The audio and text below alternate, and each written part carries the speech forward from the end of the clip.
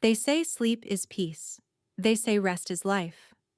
But in my boarding school, sleep is dangerous, and staying awake might be worse, because one of us hasn't slept in 3 years, and whatever is keeping her awake isn't human. Last term, our hostel got a new student. Nobody noticed when she arrived. No welcome, no laughter, no noise. Just silence. Her name was Mira. Small, quiet, pale. She always pressed her lips together, like she was afraid something might escape. She didn't talk much, didn't laugh, didn't look tired.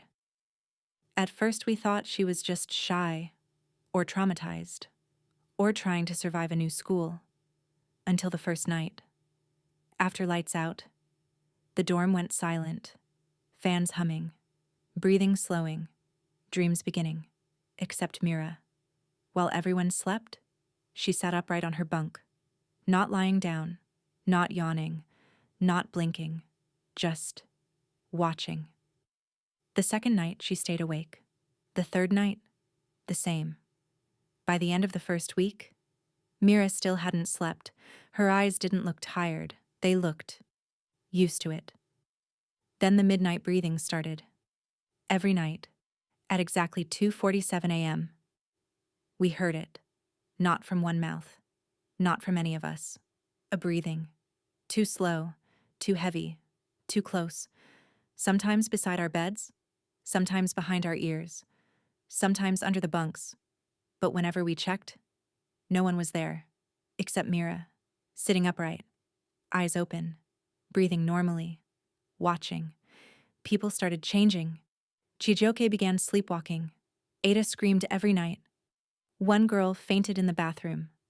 3 students transferred out. No explanation, no answers. But deep down, we knew. The dorm wasn't normal anymore, and Mira was always awake, to see everything. One afternoon, during prep, I saw her writing in a notebook. Page after page, filled with one sentence. Don't sleep. Over and over. Different handwriting, different pressure, different emotions. Same warning. I asked quietly, Mira, how long have you not slept? She didn't look up. Then she said, I used to sleep, but something started sleeping, inside me instead. Her voice wasn't scared. It was tired, but not human. Tired. Soul tired. I laughed nervously and asked, what do you mean? She turned to me slowly, like her bones hurt. If I sleep, it will wake up. That night, Mira stopped sitting. She stood, barefoot, motionless, in the dark. Sometimes beside different beds, sometimes inches from faces. One night I woke up, opened my eyes, and she was beside me, her face close, eyes wide. Not blinking, I couldn't move. She whispered, don't sleep tonight. I asked why. She leaned closer and said, I can hear it moving now. That night, the walls began to scratch. Not outside, inside. The mirrors fogged. Lights flickered. One girl collapsed screaming. When the matron arrived, everything stopped. Everything looked normal, except Mira. Blood ran from her nose. She was still standing. They tried to give her sleeping pills. She screamed. Layered. Forceful. If I sleep, you all die. Her voice sounded wrong, like more than one voice spoke at once. The next day, she finally told us the truth. 3 years ago, her grandmother died. Before death, she whispered, you are chosen to carry a sleeper. That night, Mira fell asleep. She dreamed of a dark room. No walls, no floor. Just her, and something breathing. It whispered, rest. Let me wake for you. She fought it. And when she woke, her body stayed awake. Her mind stayed awake. But something else kept sleeping inside. It feeds on dreams, she said. On fear. And when I finally sleep again, it will wake using everything it has eaten. The school tried to interfere. Pastors, prayers, herbs, every time they tried. The entire hostel fell into deep sleep, except Mira. She screamed, "Stop! You're feeding it!" But nobody heard her. When we woke up, one student lost her voice.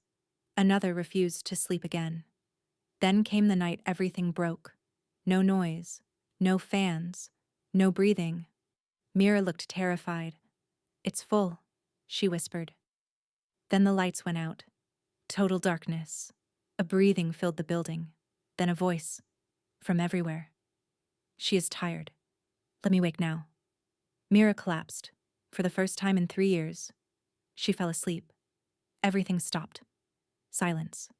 Peace. Then, she smiled. Not her smile. Something else breathed through her. And the breathing came from the hostel. Calm. Cold.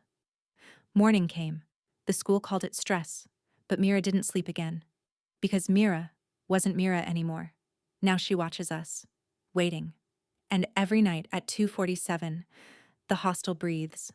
So tell me, if she finally sleeps completely, do you think she will ever wake up?